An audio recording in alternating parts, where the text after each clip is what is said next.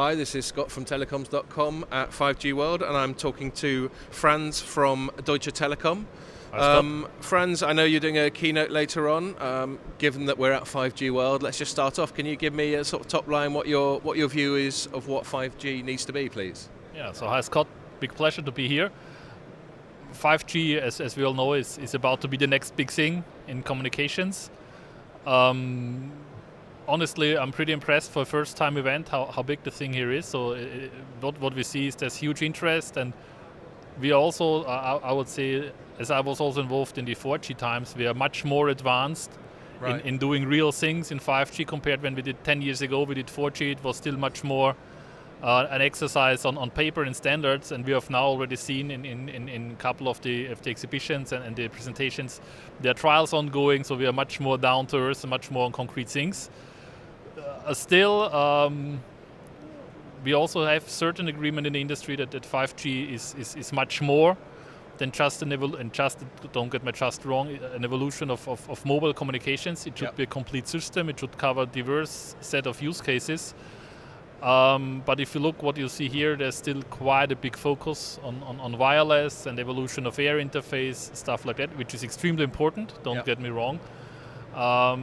But what we are still missing a bit is the overall system architecture, and especially how do you link to business, and how do you deliver something for the customer, which is much more than connectivity. Okay. That may be because, as we all know, in parallel there's still the big effort running on SDN and NFV, so moving to a more IT-like technology. In telecoms, of course, incorporating the specifics you need to run communication networks, reliability, availability, all these kind of things.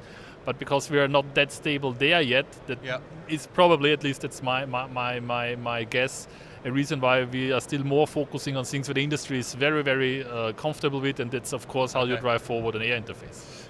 Yeah, and I got earlier on this year at the big sort of mobile trade show in February, I spoke to a lot of people and got a sense that there are two distinct arms of 5G. First is the one you're talking about, the air interface. We need to be moving up to an order of magnitude greater sort of speed, 1 gigabits per second, that sort of thing. And that, as you say, the sort of 2G, 3G, 4G, 5G, we expect it to be much faster each time. But then there was a lot of talk for me about IoT. And of course, there's two things about IoT, a lot of which you've covered, which is how do we make it useful for businesses, for enterprise.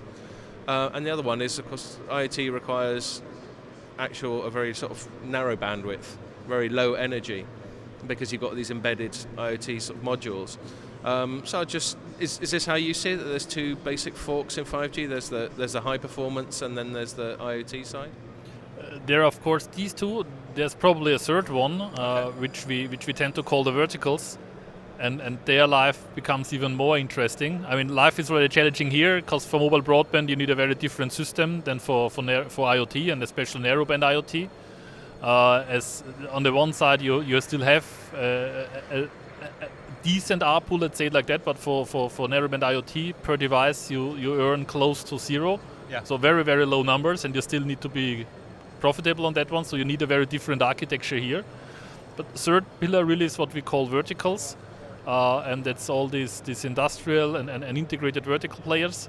And if you look there, the requirements are even more difficult. This is where low latency starts to become extremely important for some of them. Others say latency is a little bit less important, but reliability is extremely important. Some of them, of course, want to have both. And then it gets really challenging. Then you get a topic in there which is traditionally very difficult for telcos, which is global reach. Because if you have vertical customers, they usually don't work within one country. Exactly. They ask for global availability with still the same numbers, which is something which you can't deliver that easily. So there is much more to come. And that's something which you don't solve by only having a better radio, but you really need to think a lot about your system architecture, your software architecture in that point in time. And that's exactly where I think we still have much more work to do to really understand how do you build a system that can deliver in all these kind of dimensions. Yes, we have defined principles, network slicing, and there's quite a talk of it, but we're still stopping somehow on that level. So you need to get 2-3 levels deeper and really understand how do you build the architecture that runs in these slices and can fulfill on all these dimensions. Okay, just one last question before we wrap up. You work for a European operator. As editor of Telecoms.com, I see a lot of stuff going on in the Far East and the US. Where do you think Europe is in terms of the road to 5G?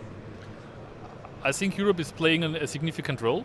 Yes, we have some issues here, and that's as we know, not only on that level but on many levels. Many countries with quite many specific regulations, which make life difficult. So, if to stay competitive, we really need to have this one European market. Okay. Otherwise, we are simply too small and too fragmented. There is work going on. Yes, and that's our heritage. So there is also, of course, a lot of positive in it. Yeah. But for being significant on global scale on some areas, we need to be talking with one voice. Yeah.